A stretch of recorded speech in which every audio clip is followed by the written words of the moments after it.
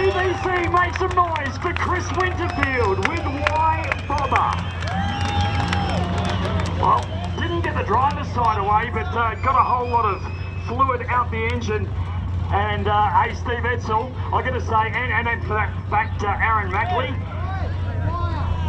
How about, actually we get fireys, we had a little bit of a fire up the back here.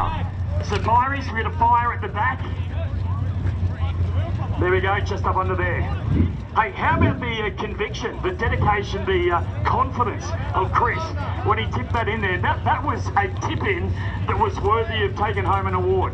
Tip-in of the day, mate, 100%.